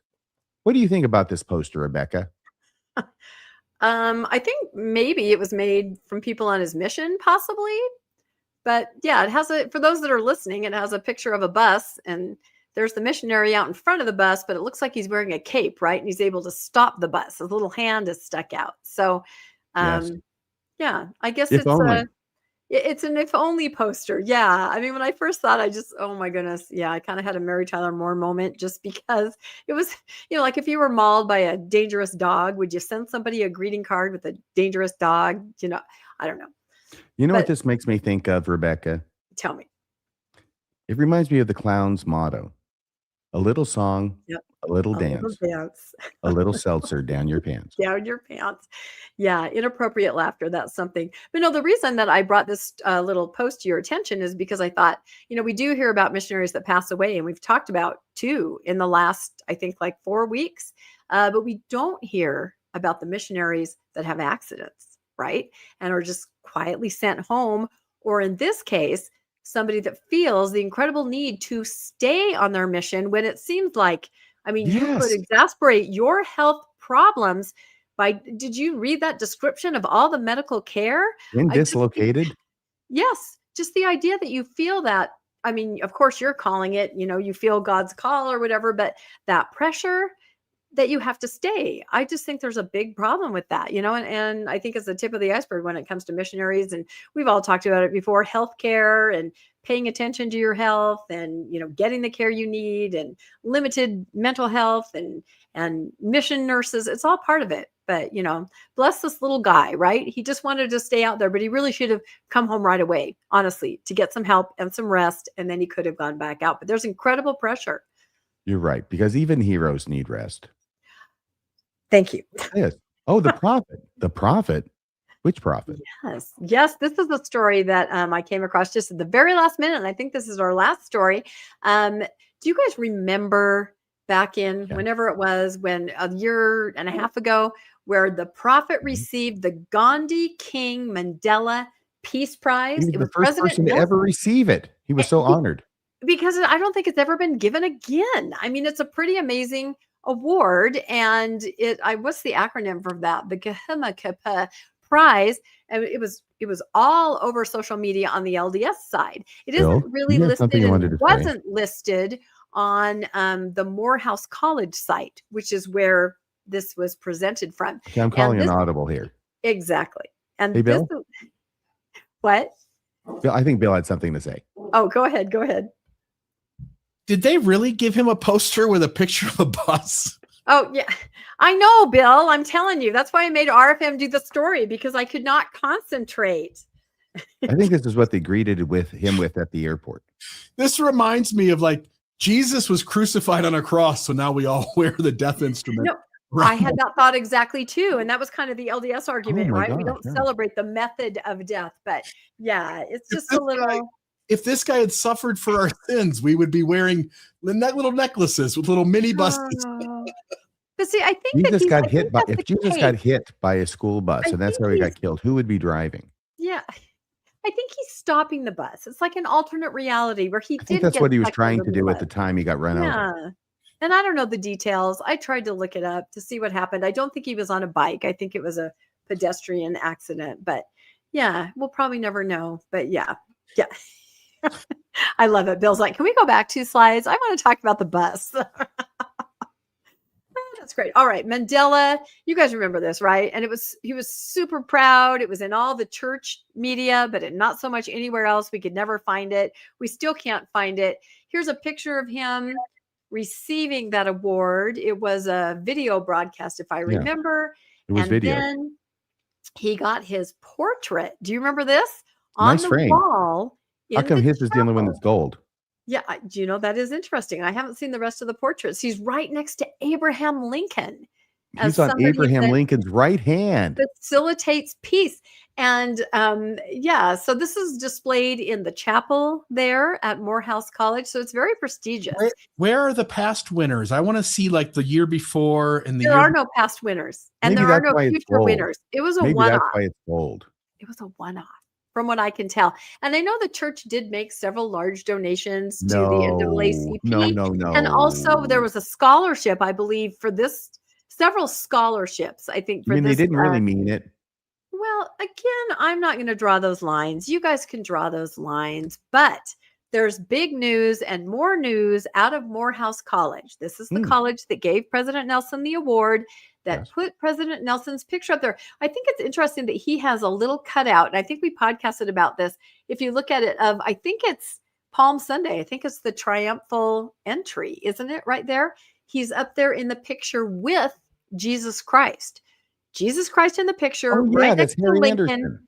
Yeah, exactly. So, it's a portrait, and this is what we're going to be talking about. So suddenly on LDS social media, again, I haven't really seen too much about it on the website for Morehouse College, but it says we are pleased to share that a commissioned painting, and I don't know who commissioned it, but it is a painting of the prophet Joseph Smith will soon be added to the distinguished portrait collection at the Martin Luther King International Chapel at Morehouse College. This sacred space is also home to President, and there's a lot of capitals here, Russell M. Nelson's portrait, and is where he was honored. They want to remind everybody, again, this is LDS social media, with the Gandhi King Mandela Peace Prize in recent years. The portrait of Joseph Smith will be officially unveiled during a Vespers service on Sunday, February 1st. It's coming right up at the church. Hey, Rebecca, where can I read about the history of this Gandhi King Mandela Peace Prize? I have not found it anywhere else. Full page. It's like it exists in an ulterior universe, just like this thing that's there. I haven't found anything. So Is that like an alternate universe? yeah, exactly. Either one. What did I say? Ulterior? Yeah. That's funny. It's getting to be the end of the show. Okay. I haven't had dinner. If I can't, And we're over by 10 minutes. Yeah, I know. I need to talk faster. Anyway, it's going to be officially unveiled. We warmly invite members of the church to attend to be a part of this meaningful occasion. We hope to see many of you there. This obviously went out to a stake in the area. And here is the actual invitation, the Joseph Smith portrait unveiling. It's going to be hanging in the Martin Luther King Memorial Gallery, along with Abraham Lincoln and President Nelson. And I got really curious. I'm like, this is kind of cool. A commissioned portrait of Joseph Smith. We haven't had one like on this scale for a while. And we have some new information about what Joseph looked like. So I made a prediction. This is what I think it's going to look like. I think that's beautiful. I would hang that in my home. I hope it does look something like that, because I think that, that represents Joseph's life right there. So what do you guys think about my portrait? It has a gold frame. And it has a gold frame, just like President Nelson. I'm waiting until they hang a picture of Brigham Young in the Martin Luther King Memorial. Yes. Yes, I think that's coming next. I think you're right. Can you tell me the age of each of these four girls in several months shy terms? Yeah, I don't know. It seems to have the one woman in the front, she looks a little older. Then the one on the left looks younger. I don't know. Maybe it represents everybody. They look kind of like the Cottingley fairies. Yeah, they do, don't they? They do. But anyway, we'll see, and we'll let everybody know. I think there's a way that you can stream in maybe and see this unveiling of this portrait. And again, it says commissioned. I do not know if the LDS Church commissioned it and they are going to hang it in the gallery, or if they, of their own accord at Morehouse College, created a portrait of Joseph Smith. That would be interesting if it had nothing to do with the LDS Church and it was their take on Joseph. We'll see. Well, very good. Thank you so much for that fine reporting, Rebecca. And now we are into just talking about what's coming up. Rebecca, tomorrow night is Tuesday. That means Mormonish. What's going on? It does mean Mormonish. And I have to say, let me see if I can move this. It suddenly hit me that this is our 300th episode. I mean, that's something to me. Congratulations. I brought it up to my co-host. Thank you. I brought it up to my co-host. I'm like, do you know that we've done 300 episodes? I was like all excited. He goes, oh, kind of saying in his mind, I've been sitting here on my couch for year after year. No, he loves it, but it is pretty funny. I think half of them have been with Ganesh Cherian. Half of them have been with Ganesh. It's true. He's fantastic. But this episode is important because we did an episode with him like 3 weeks ago. It was about Isaac Hale. Very interesting. And just off the cuff, Ganesh goes, well, I mean, you know what probably happened that night at the Hill Cumorah. I mean, probably they conceived their first child. And Landon and I are like, what? And he kind of went into a few of the details. But after that episode aired, everybody started messaging us. Everybody started talking about it. This is something that Michael Quinn has brought up. There have been some others. But I invited Ganesh back on to talk about that night on the Hill Cumorah. Is there more to the story? So if the horse carriage is rocking, don't come knocking. That's right. It has to do with magic. It has to do with powerful magic based in sexuality.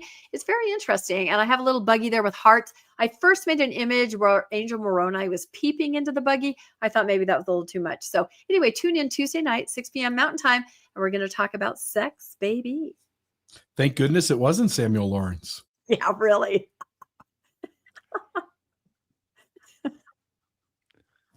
That has such a detailed backstory. If you get it, you get it. Yeah. Bill. Yeah, this just came out this morning. And this is the interview with Rainn Wilson, actor who played Dwight Schrute. And so I've been talking about this for a few weeks, but it is out there and available to watch now. Fantastic. Looking forward to that. Mormonism Live on Wednesday. We're going to have a well-known member of the audience on the show, Chuck. Oh, yeah, Chuck. Chuck is coming on. He's going to share some research with us. By the way, this isn't the first time his research is going to be talked about, but I think it's the first time he's going to be on the show to talk about it. He's got some interesting things to talk about of a scholarly bent and very, very interesting. So we're looking forward to that on Wednesday at 6 o'clock p.m. Mountain Time. And then there's Friday at 8 o'clock p.m. where all the cool cats go after a long week. Mormonism After Dark with Radio Free Mormon and Bill Reel. That'll be Friday at 8 o'clock p.m. Mountain Time. We've just put out this last Saturday the Light and Truth Letter, the final chapter, the final two chapters of the Light and Truth Letter, featuring me and Colby Reddish, my esteemed co-counsel. I have to tell you that somebody actually just mentioned that we inadvertently missed a chapter because we bounced around a bit in there in the middle, and we had different people on to talk about different things in which they had a certain expertise, and then we missed one. And guess what? We'll cover it. We'll cover it. We'll make it so much fun so that we will have everything done, okay, on this Light and Truth Letter. So there you go. That's it. That's the show. Anything you want to say before I take us out of here? Hearing no objection. Thank you, everybody, for watching. Please hit like. Please hit subscribe. Like and subscribe. Like and subscribe. And if you haven't already, make a donation, please. You can go to the Mormon News. You can go to Mormonism Live if you want to donate to the me and Bill side of things and make a donation there. If you want to donate to the Rebecca side of things, you can go to mormonish.org, right, Rebecca? Yeah, I think so. But it's always links in the show notes to any of the newscasts. If you click on more under the newscast, it's going to have a place where you can donate to the Mormon Newscast, which is you guys, and Mormonish, which is us. And donor box is super easy. So yeah, it's pretty easy. Okay, so that's how you donate to Mormonish. Thank you, everybody who have donated already. Your donations keep us newscasting every Monday night. We'll look forward to seeing you next Monday, 6 o'clock p.m. Mountain Time, for another episode of the Mormon Newscast. Good night. That's a wrap for this week's edition of the Mormon Newscast. We appreciate you tuning in and sharing this time with us. Keep the conversation going and stay informed on all things Mormonism. Until next week, wishing you peace and joy. See you next Monday at 6 p.m. on the Mormon Newscast.